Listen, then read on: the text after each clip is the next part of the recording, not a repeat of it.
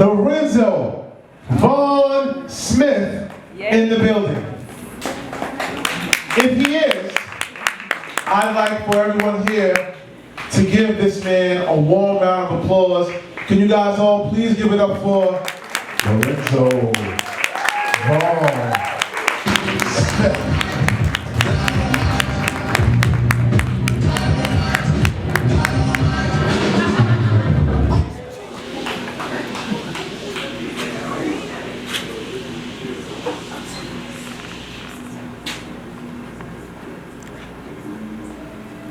So let me get this straight.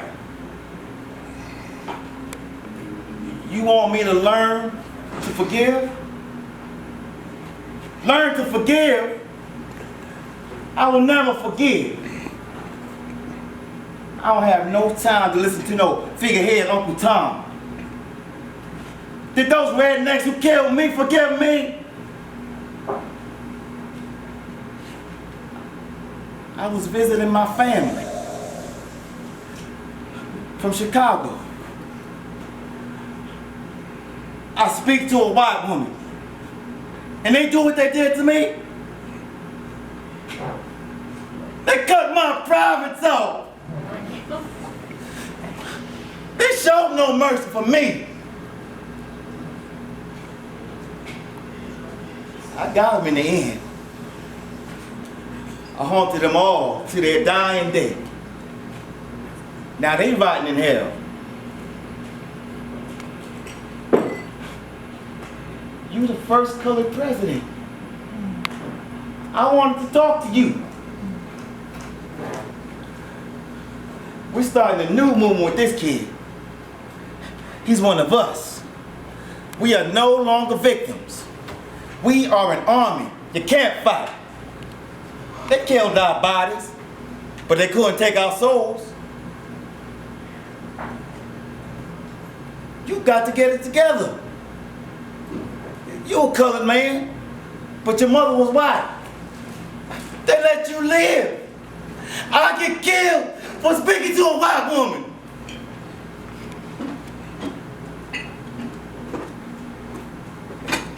Wow. Kenya!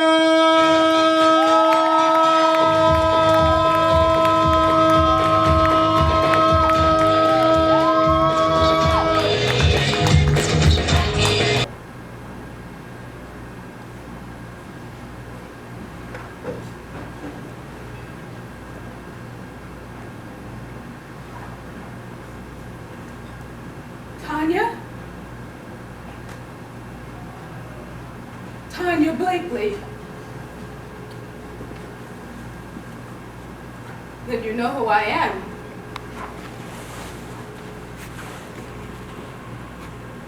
May I come in?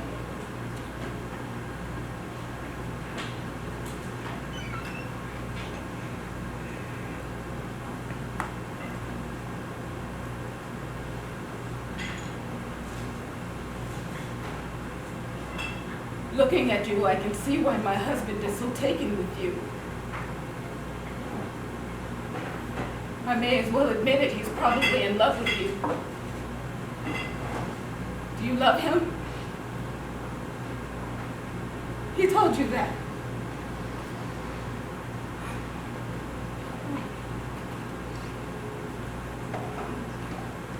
Well,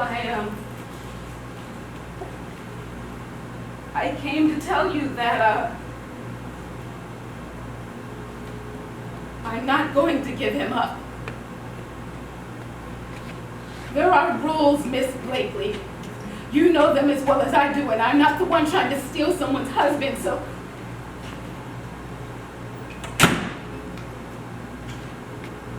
How old are you? 24? 25? I'm 41. I've stood with him at the funeral of both of our parents and had him by my side when each of our children were born. I paid for him to publish his first book of poetry and flew with him to Africa and stood at the grave of the only woman I think he's ever truly loved. I've watched him be subordinate to people who have 1/10 of his talent and intellect. I've forgotten more about him than you will ever learn.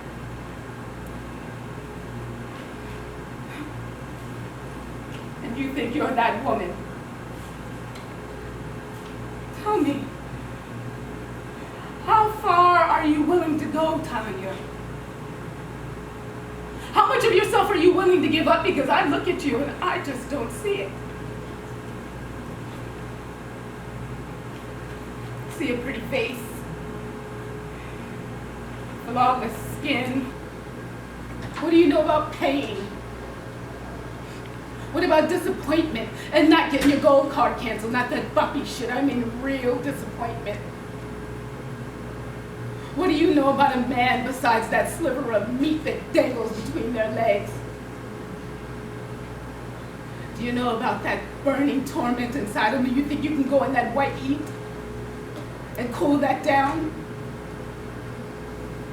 Because you're gonna have to do a lot of that for Bernard, you know. I was really frightened coming here. I want you to know that. Frightened. But I look at you and it all makes sense to me now. I don't have to be afraid. You're gonna bring him back to me.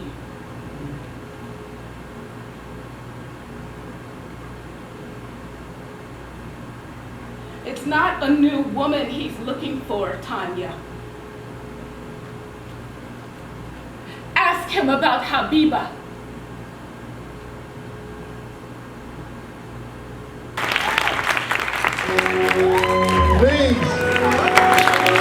Please give it up for Kenya Wilson. How'd you guys feel about that? This woman needs no major introduction, but I will.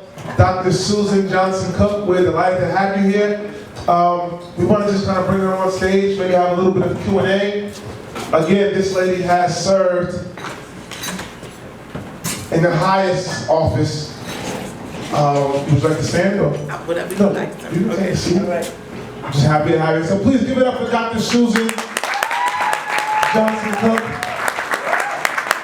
Welcome to Monologues. You can hold the mic. I Okay. think they can hear me. And so if you can, they have a lot of information in front of them that they can actually read. But tell us a bit about yourself and how you made the transition from being, I believe, a theater major Theater and speech. to actually advising Bill Clinton and working under the Obama administration for Yeah. several years as well. Well, I went to Emerson College of Boston, which is, known for communications and theater arts. Carol Burnett and Norman Lear, that was my generation, all went there. And I took a course that was called oral interpretation. It was very much like the scene you just saw, where you had to be the character, but there were 3 or 4 characters in it. And I realized at that point I wanted to make my living speaking. So I became a professional speaker, and it took me all over the world. I toured with Bishop T.D. Jakes and a lot of people, and that was my avenue. But while I was in school in Boston, there was this church that was St. Paul AME Church that all the students went to. Ron McNair, the late astronaut. I mean, it was the first time that I saw a black people who could share their faith, but who were smart, brilliant, MIT, and who did not have to apologize for it. And so all of us kind of grew together, and out of that ministry, 60 of us became ministers. Reverend Floyd Flay, Reverend Fred Lucas, some of the ones you know from this area.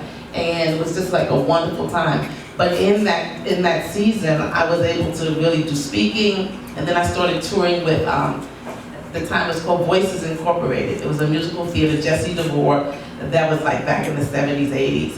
And it was, my late brother became the first black assemblyman of the Bronx. And so, Charles Johnson. And so, from that, a lot of the elected officials, Charles Schumer and Charles Rangel, were assemblymen with him. And they used to come in my living room when they would drive back and forth from Albany. And I was just like Charlie's little sister. Fast forward, I became a White House Fellow in 93, 94. And once you become a White House Fellow, so you apply for it, but you're guaranteed to work with either the president, the vice president, or one of the cabinet secretaries. And that year, President Bill Clinton, Faith World, and you know, I had been a faith leader, and so I got to represent him like all over the nation. And so I was traveling with the President of the United States, and it was like, oh my gosh. Question. Yeah. Were you in the Air Force One? I was in Air Force One a couple of times. Even spare ribs with Bill Clinton. Yeah. Spare ribs in the Air Force Spare ribs, baked beans, and coleslaw. And we had the Air Force serving us. It was an amazing experience.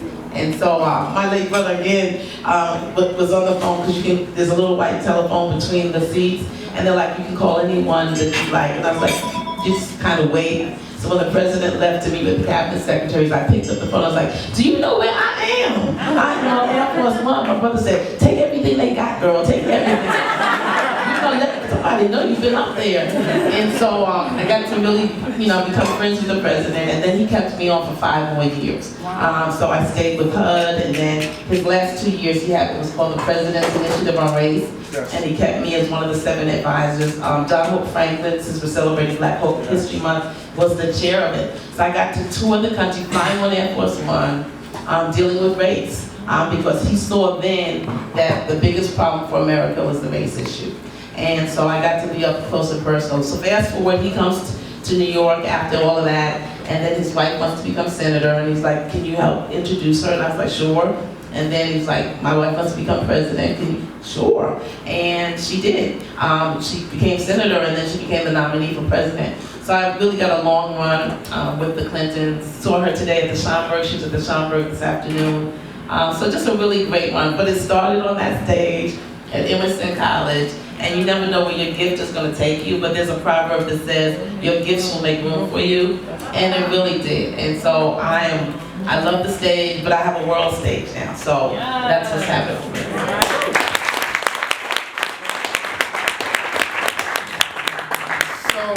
So, if you can, fast forward to today. Yeah. What are you working on right now? Where can people find I'm you? glad that you asked. One of the most fascinating experiences was to work for the first African-American president. For 4.5 years. He is one of the baddest men on the planet. And so he made me a U.S. ambassador. And so I had all 199 countries. And so you become a diplomat for life. But I came back and I kind of said, what is the biggest contribution I can make now that I've had all this access, all these experiences? And so I am running for Congress now for the 13th Congressional District. So it's Harlem, Washington Heights, Inwood, and it's the first time Congressman Rangel's retiring in 46 years. So only 2 men have had it in 90 years, Adam Clayton Powell and then Charles Rangel. And there is the force that still tries to keep women out, but I stand on the shoulders of Shirley Chisholm and Barbara Jordan, and I shall not be moved. And I'm qualified and I'm ready. So I am now a candidate officially for U.S. Congress.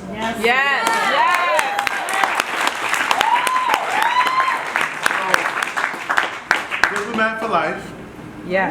Former ambassador for religious freedom. Right, so I wear my pen. I earned this. I was like, with stripes, you earned this thing. I had to have Senate confirmation hearings, which were no joke, because the Tea Party and the Republicans were really against President Obama. So no matter who he was trying to put through, they put a stop on. I had to go through all that twice. So it took me 2 years to be confirmed. Really? 2 years to be confirmed. And you're on your own dime, because you're not part of the government yet.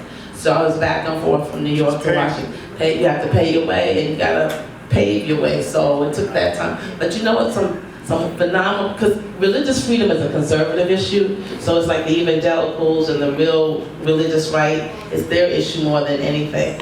And in the midst of it, some people from that side came to my rescue.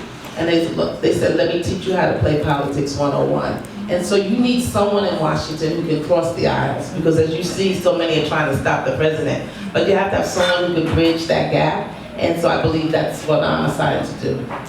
Outstanding.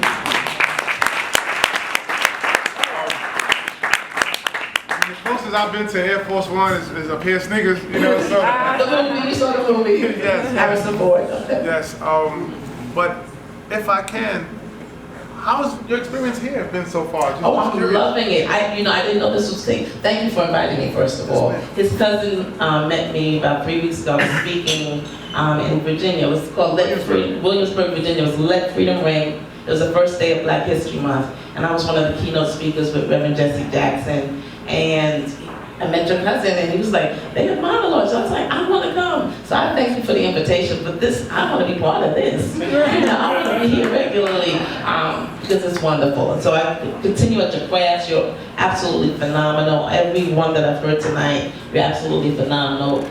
So keep it up. And if there's anything I can do to support, particularly artists, both in government and outside of government, is a passion for me. So you have I have your back, you have my word.